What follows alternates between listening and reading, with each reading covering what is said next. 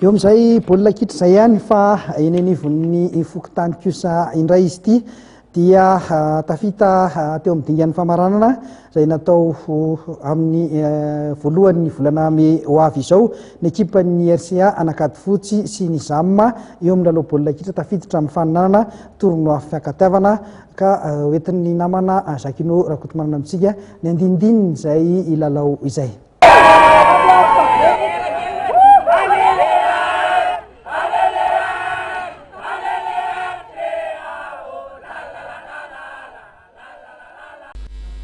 Tafakatra hiatrika ny lalao famaranana foot 7 tournoi fifankatiavana ny ekipan'ny RCA miakanjo mavo sy ny ekipan'ny ZAM raha samy nandavy ny mpifanandrana tamin'ny avy tamin'ny hatsasadalina izay natao androany alady tetitsy amin'ny kianja Ilanglang tany avy.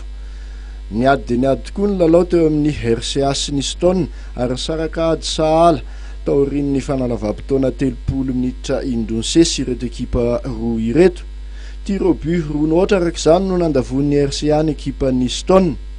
Lalao fanao isa-taona ity tournoi ity ka tamin'ity taona ity dia ekipa 420 avy amin'ny boribory tany voalohany sy ny manodidina no nandray anjara. Manao ahoana ny fahitan'ny mpanazatra ny RCA izany lalao izany. Ny ekipan'ny RCA moa izay zany a tsy dia manana fotoana le hitanana loatra fa isaka ny lakamisy zany no fanaovan'ny ankizy entraînement sady le fotoana koa moa tsy misy fa amin'ny miasa mianatra ny ankizy izay no fotoana entraînement. Ahoana kosa ny momba ny tanjon'izao hetsika fanatanjahantena izay any an-tanana ny tanora eny amin'ny fokotany izao. Manazava fohy ny manajeran'ny RCA.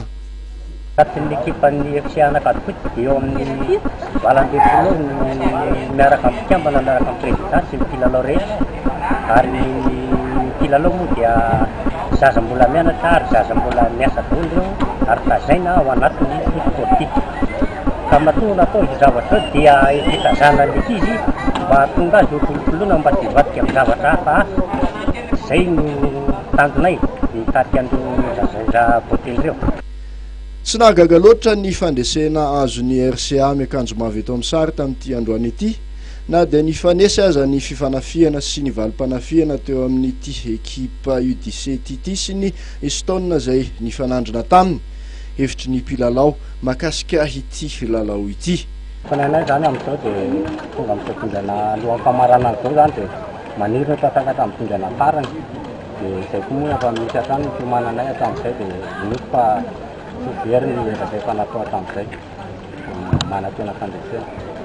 Amin'ny lahady voalohan'ny volana May izao araka izany no tanterahana ny famaranan'ity tournoi fifankatiavana ity eto amin'ny kianjana Tananay Avo ihany ka din'ny ekipan'ny RCA akady fotsy sy ny ZAM ny amboara ondry mifa.